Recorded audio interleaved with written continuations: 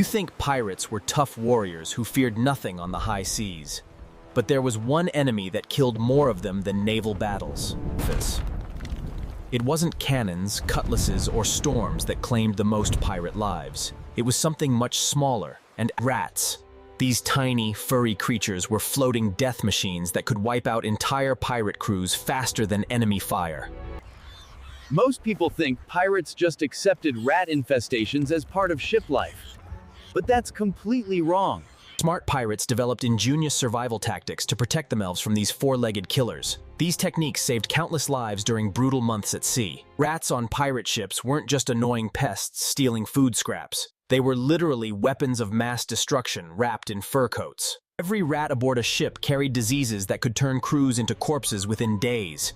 We're talking plague, typhus, and nasty infections. Ships were basically floating petri dishes. Dark, damp, cramped spaces where diseases thrived like pirates loved treasure. Rats scurried through every corner, leaving contaminated droppings, urine, and fleas that jumped from rat to human instantly. A single infected rat could doom everyone aboard through the microscopic passengers it carried in its fur. Experienced captains feared rat infestations more than enemy cannons. At least you could see cannons coming and fight back. Rats attacked invisibly, spreading death through germs that nobody understood back then. Pirates watched their strongest crew members suddenly collapse. High fevers, violent shaking, and horrible rashes covered sailors' bodies. Within a week, half the crew could be dead or dying, all because of creatures small enough to fit in your hand. The irony was terrifying and absolute. Stories spread through every port about ghost ships found drifting empty on the ocean. Their crews weren't killed by battles. They were wiped out by diseases carried by rats that had multiplied unchecked in dark ship corners. These weren't scary tales to frighten new sailors. They were warnings about what happened when rats took control. Picture this. You're exhausted, lying in the dark belly of a wooden ship, trying to catch sleep.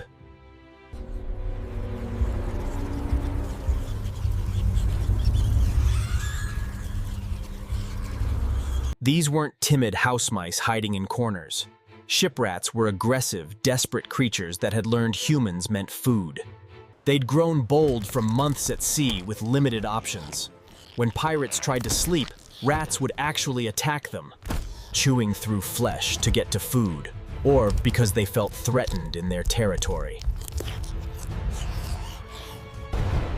Imagine trying to rest while feeling tiny claws scrambling across your body in complete darkness. Pirates would wake up with painful bite marks on fingers, toes, and faces, where hungry rats mistook human flesh for food. Some unlucky sailors were found dead in their sleeping spots, killed not by disease but by rat attacks. Their bodies covered in bite marks from swarms of rodents that had grown too bold and hungry. The psychological terror was almost worse than physical danger. Pirates faced death daily, but this broke even strongest minds. Crew members would stay awake for days, too terrified to close their eyes in the darkness. This made them useless for sailing duties and more likely to make fatal mistakes during battles or storms. Sleep deprivation became another killer aboard rat-infested ships. Pirates needed rest to function, but resting meant vulnerability. It was a horrible cycle that could destroy crew morale faster than any enemy assault. That's when smart pirates realized something important about their sleeping arrangements. Hammocks weren't just for comfort or saving space. They were actually the first line of defense in an ongoing war against nocturnal rat attacks. But not just any hammock setup would work. Pirates had to be strategic about exactly how they hung these fabric beds. The key was height and positioning. Hanging hammocks at precise distances from walls, floors, and support beams created barriers. Too low, and rats could jump up from the floor. Too close to walls, rats could leap onto sleeping pirates. The sweet spot was usually 4 feet off the ground and 2 feet away from any solid surface. Smart pirates inspected their hammock anchor points carefully before settling in for the night. Rats were excellent climbers. If hammock lines touched walls or connected to climbing areas, you'd wake up sharing your bed with furry guests. The goal was creating a suspended island that rats couldn't reach without making impossible leaps or climbs. Some experienced sailors developed specific techniques for testing their hammock setup before trusting it with their lives. They'd toss food scraps near their sleeping area and watch to see if rats could reach the hammock.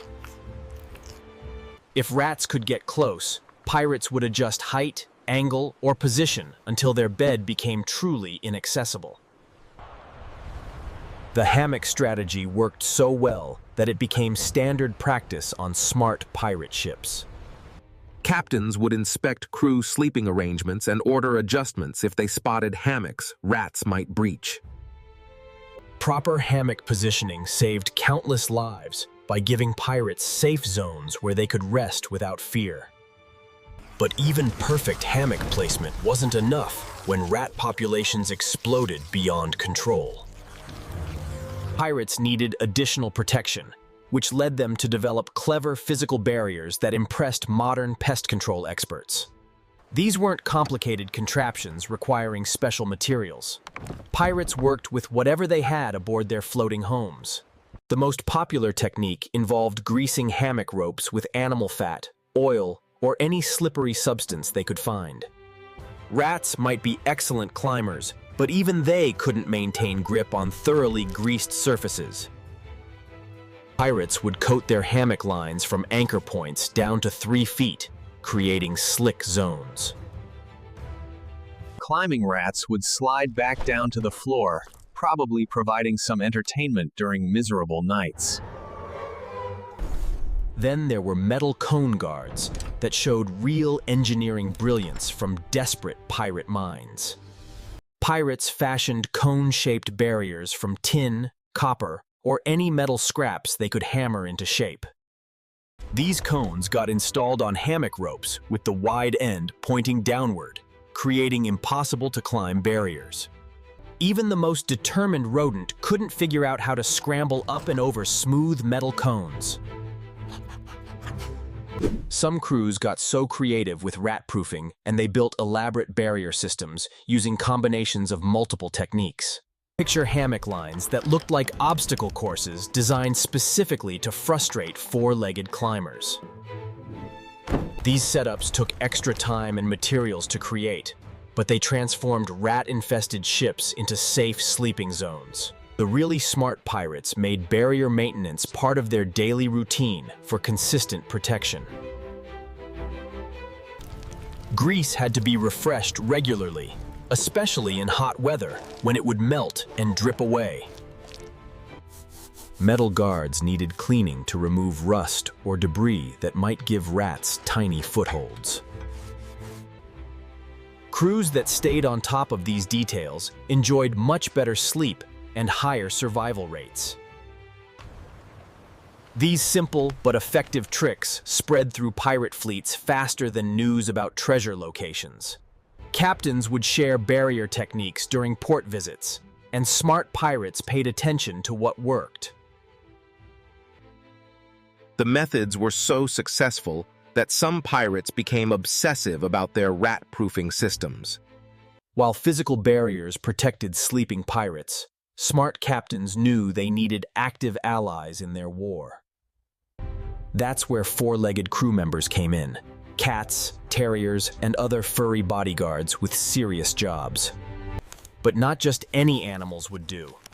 Pirates learned to recruit specific breeds most effective at rodent control. Ship's cats became legendary among pirate crews, and for very good reason, that saved countless lives. These weren't pampered house pets lounging around looking pretty. They were working animals with serious responsibilities. The best ship cats were often female, since they tended to be more focused hunters than males. Pirates looked for cats that were lean, quick, and absolutely ruthless when it came to catching prey. Certain cat breeds proved more valuable than others for the harsh realities of shipboard life. Short-haired cats handled damp, salty conditions better than long-haired varieties that became matted and miserable. Smaller cats could squeeze into tight spaces where rats like to hide and breed. The perfect ship cat was medium-sized, short-haired, and had that killer instinct that made rats think twice. Then there were terriers, small, fierce dogs bred specifically for rat killing, who adapted to ship life. These compact canines were like furry missiles, programmed to destroy rodents with ruthless efficiency. Jack Russell Terriers and similar breeds could kill dozens of rats in a single night of hunting. Their aggressive hunting style made rats avoid areas where terriers patrolled regularly. The amusing part was how well these animal crew members were treated compared to some human sailors. Ship's cats often ate better than junior crew members, getting first pick of caught fish and scraps. Some pampered felines had their own sleeping areas, protection from the weather, and special medical treatment. Pirates understood that a good Mauser was worth more than gold when it came to keeping everyone alive. Smart captains would compete to recruit the best rat-catching animals when ships were in port. Stories spread about legendary ship cats that could clear entire vessels of rodents single-handedly. These feline heroes were treated like celebrity crew members with special privileges and respect. Some cats became so famous that other pirates would offer trade deals just for breeding rights. The relationship between pirates and their animal allies created genuinely heartwarming moments aboard brutal ships. Tough, scarred sailors would be seen gently caring for pregnant cats or nursing injured terriers. These animals weren't just pest control. They became beloved crew members, providing companionship and emotional support. But even the best cats and dogs couldn't handle massive rat infestations alone. When animal allies needed backup, pirates turned to engineering solutions that combined creativity with pure desperation. They built trap systems using whatever materials their ships provided, and some contraptions were absolutely ingenious. The most basic traps used rotting food scraps as bait, but pirates quickly learned different baits worked better. Rancid meat might attract some rats, while others preferred moldy bread or spoiled fruit. The key was using bait that smelled strong enough to overcome the general stench of ship life. Pirates discovered that human waste, as disgusting as it sounds, made incredibly effective bait for hungry rats. These rodents weren't picky eaters when food was scarce, and they'd investigate anything potentially edible. Smart pirates would set up waste-baited traps near areas where rats gathered, creating killing zones. The trap designs themselves showed real creativity, using available ship materials like rope, wood scraps, and metal pieces. Some used balanced boards that would tip rats into containers they couldn't escape from. Others created funnel traps that rats could enter easily, but couldn't figure out how to leave. The most successful designs could catch dozens of rats without needing to be reset constantly. What made this interesting was how rat catching became a competitive sport among crew members. Pirates would place bets on who could catch the most rats in a night, turning pest control into entertainment. Successful rat catchers earned respect, extra food rations, and bragging rights that lasted for weeks. Some crews kept detailed counts of each pirate's rat-catching totals, creating leaderboards that motivated everyone. The psychological benefits were almost as important as the practical results for crew morale. When crew members felt like they were actively fighting back instead of just suffering, morale improved dramatically. Pirates who felt helpless suddenly had a way to strike back and protect themselves through direct action. These trap systems worked so well that some ships became essentially rat-free zones through organized hunting efforts. When regular trapping and animal allies couldn't handle completely out-of-control rat populations, desperate pirates turned to extreme measures. We're talking controlled burning and toxic smoke treatments that were almost as dangerous to humans as rats. These weren't casual decisions, Milts. They were last resort tactics used when rat infestations threatened to kill everyone. The controlled burning method involved setting small, carefully managed fires in areas where rats nested heavily. Pirates would remove anything valuable or flammable, then ignite materials that created intense heat and smoke. The goal was cooking rats out of their hiding places without burning down the entire vessel. Smoke treatments used whatever toxic materials pirates could find, burning tar, sulfur, wet rope, or human hair. These created poisonous fumes that would suffocate rats in enclosed spaces. But here's where it got dangerous. Too much smoke could kill the human crew just as easily as the rodents they were targeting. Pirates had to calculate exactly how much fumigation they could use without poisoning themselves in the process. The timing had to be perfect. Crews would seal off ship sections, pump them full of toxic smoke, then wait for hours while rats either fled or died, hoping humans stayed in safe areas with clean air. If wind conditions changed or smoke leaked into wrong areas, the cure could become deadlier than the problem. Some desperate captains tried flooding lower ship sections with seawater to drown out rat populations. This method risked damaging cargo, supplies, and the ship's structural integrity for uncertain results. The most extreme cases involved abandoning portions of heavily infested ships entirely for weeks. Pirates would seal off rat-controlled areas and avoid them, hoping starvation would eliminate the rodent population. This meant losing valuable storage space and living areas, but it was better than losing human lives. These desperate measures showed just how seriously smart pirates took their rat problems. They were willing to risk fire, poisoning, flooding, and structural damage rather than accept defeat by tiny creatures. As we look back on these incredible survival stories, something becomes crystal clear about successful pirates. The most legendary captains and crews weren't just skilled at finding treasure or winning battles. They were masters of survival, who understood that their deadliest enemies weren't always the ones you could see. Those tiny rats taught these fearsome warriors their most important lessons about preparation, ingenuity, and attention to detail. While other crews suffered and died from problems they ignored, smart pirates turned challenges into solutions. The irony is perfect when you think about it.